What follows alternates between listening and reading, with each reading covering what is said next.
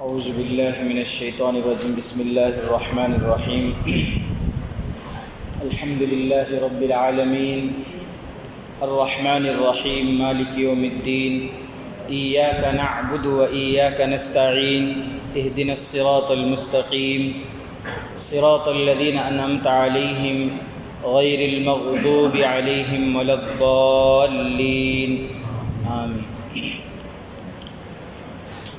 رب ذوالجلال کا بے انتہا کرم، اس کا فضل اور احسان، اللہ کے فضل سے ہم لوگ رمضان کے مبارک مہینے میں داخل ہو چکے ہیں۔ دعا فرمائے اللہ تعالی ہم کو رمضان کے لیے اور رمضان کو ہمارے لیے سلامتی والا بنائے۔ اللہ تبارک و تعالی ہمیں پابندی کے ساتھ پورے روزے رکھنے اور پوری تراویح پڑھنے کی توفیق عطا فرمائے۔ میں نے آپ کے سامنے ایک سورت پڑھی ہے، اس سورہ کا نام سورۃ الفاتحہ ہے۔ عام طور پر لوگوں کے اندر ایک غلط فہمی ہے، وہ یہ ہے لوگ یہ سمجھتے ہیں کہ قرآن کے 30 پاروں میں پہلا پارہ الف لام میم اور الف لام میم شروع ہوتا ہے سورہ فاتحہ سے۔ پہلا پارہ الف لام میم ہے اور وہ کہاں سے شروع ہوتی ہے؟ سورہ فاتحہ سے۔ یہ غلط ہے۔ صحیح بات یہ ہے کہ الف لام میم پہلا پارہ ضرور ہے، الف لام میم پہلا پارہ ضرور ہے، لیکن شروع سورہ فاتحہ سے نہیں، سورہ بقرہ سے۔ پھر سورہ فاتحہ کیا ہے؟ سورہ فاتحہ کسی بھی پارے کا جز نہیں ہے، 30 پاروں میں سے کسی بھی پارے کا حصہ نہیں، کسی بھی پارے کا جز نہیں۔ سورہ فاتحہ پورے قرآن کی تمہید ہے۔ سورہ فاتحہ پورے قرآن کا خلاصہ ہے، پورے قرآن کا نچوڑ ہے۔ اسی لیے سورہ فاتحہ کا ایک نام ام الکتاب بھی ہے۔ کیا ہے؟ ام الکتاب، ماں، کتاب کی ماں، پورے 30 پاروں کی ماں۔ ماں سے نسل چلتی ہے، ماں سے نسل پھیلتی ہے، پھر نسل لوٹتی ہے ماں کی طرف۔ تو اسی طرح پورے قرآن 30 پاروں کا خلاصہ، 30 پاروں میں جو بیان کیا گیا وہ پورے کا پورا سورہ فاتحہ میں موجود ہے۔ سورہ فاتحہ پورے قرآن کا خلاصہ ہے، پورے قرآن کا نچوڑ ہے، پورے 30 پاروں کا نچوڑ ہے سورہ فاتحہ۔ اسی لیے اس کا ایک نام کیا ہے؟ ام الکتاب۔ اس سورہ کے اور بھی دوسرے نام بھی ہیں، بہت سارے نام ہیں۔ بعض کتابوں میں 7 نام ملتے ہیں، بعض میں 6 ملتے ہیں۔ اس سورہ کا ایک نام ہے سورۃ الشفا۔ کیا نام ہے؟ تراویح میں 1.5 گھنٹہ لے لیا، اور کب تک بٹھاتی ہیں کینوں؟ ابھی زیادہ نہیں، 5 منٹ نہیں۔ بہت سے لوگ چلے جاتے ہیں، کئی کو بھی چلے جا رہی ہیں، کو پوچھے تو انہوں 1.25 گھنٹہ 1.5 گھنٹہ لیتی ہیں تراویح میں۔ وہاں دیکھو ایکسپریس 40 منٹ میں تراویح ختم ہوا۔ صحیح کرتے تو ایکسپریس ہونا سو۔ بہرحال تو ایک سورہ فاتحہ کا ایک نام سورۃ الشفا ہے۔ کیا نام ہے؟ سورۃ الشفا۔ ہر بیماری کے لیے شفا، ہر بیماری کے لیے شفا۔ لیکن کس بیماری کے لیے کب پڑھنا ہے، کیسے پڑھنا ہے، کتنی مرتبہ پڑھنا ہے، یہ ہر کسی کو معلوم نہیں ہے۔ خاص طور سے چھوٹے چھوٹے بچوں کی جو بیماریاں ہوتی ہیں، چھوٹے چھوٹے بچوں کی بیماریوں میں یہ سورہ بہت ہی کارآمد سورہ ہے۔ لیکن شرط وہی ہے کہ کسی صاحب علم جو اس کا علم رکھتے ہیں قرآن کا، جو مجربات بزرگوں کے پڑھے ہوئے ہیں اور ان کو اس کا علم ہے، ان سے مشورہ کر کے اگر عمل کریں گے تو فائدہ زیادہ ہوگا۔ سر میں درد ہوا، ڈولو ان کو دیے تھے ڈاکٹر، ہمیں بھی لا کھا لیں گے تو فائدہ کم ہوتا ہے بھئی، ہے کہ نہیں؟ ڈاکٹر کے مشورے سے علاج ہوگا، دوائیاں لیں گے تو فائدہ ہوگا کیونکہ ڈاکٹر تجربے کار ہے۔ اور اگر مشورے کے بغیر خود سے علاج کرنے لگیں گے تو فائدہ کم ہوگا، ہے نا؟ تو صاحب علم جو ہیں ان کو اس کا تجربہ ہوتا ہے کہ کس بیماری کے لیے۔ بہرحال اتنی بات تو طے ہے کہ یہ بیماریوں کے لیے بہت ہی مفید ہے، بیماریوں کے لیے ہر بیماری کی شفا ہے، اس میں ہر بیماری سے شفا ہے اس سورے کے اندر۔ حضرت مفتی سعید احمد صاحب پالنپوری، گجرات کی جماعت ہے پالنپور کے، حضرت مفتی سعید صاحب جو دارالعلوم دیوبند کے شیخ الحدیث تھے، صدر مدرس تھے، اللہ تعالیٰ ان کی خبر کو نور سے منور فرمائے۔ حضرت فرماتے ہیں کہ میرا پوتا بہت ہی کن ذہن تھا، کمزور تھا، قوت حافظہ اس کا بہت کمزور تھا۔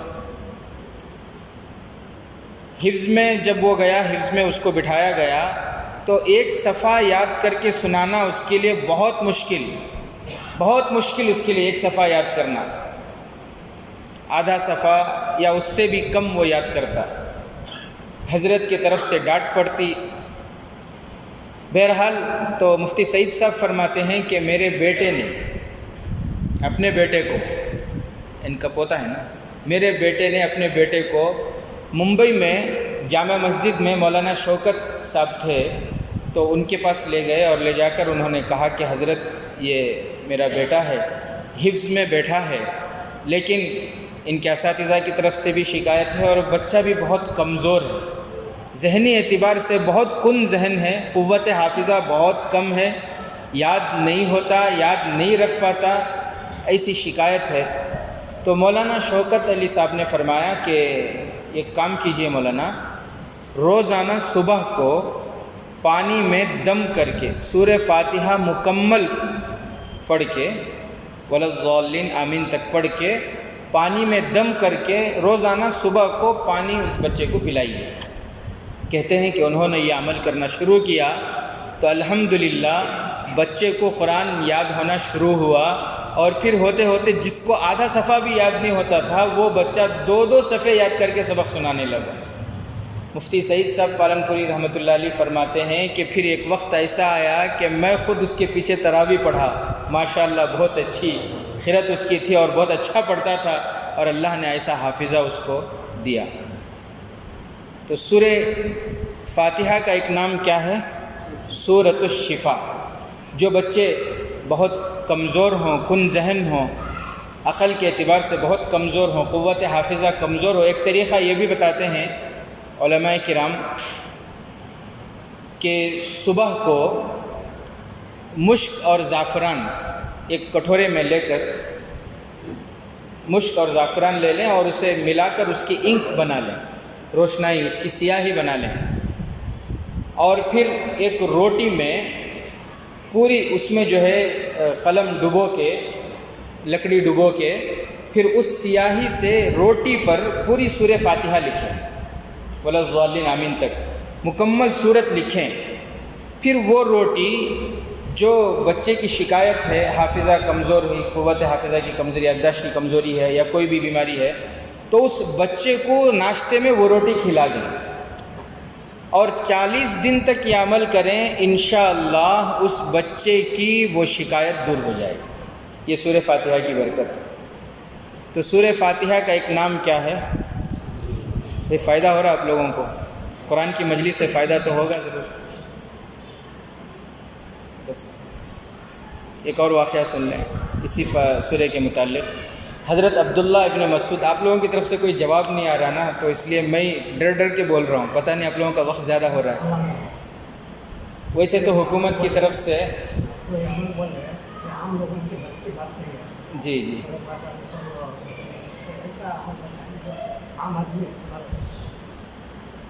اچھا، یہ لکھنا ہر کسی کو نہیں آتا تو ہر کوئی نہیں کر سکتا، تو اس کے لیے ایک اور عمل ہے، بہترین عمل یہ ہے کہ شروع اور آخر میں درود شریف پڑھیں، 11 مرتبہ سورہ فاتحہ پڑھ کے کھانے والی چیز میں دم کر کے کھلائیں یا کھائیں۔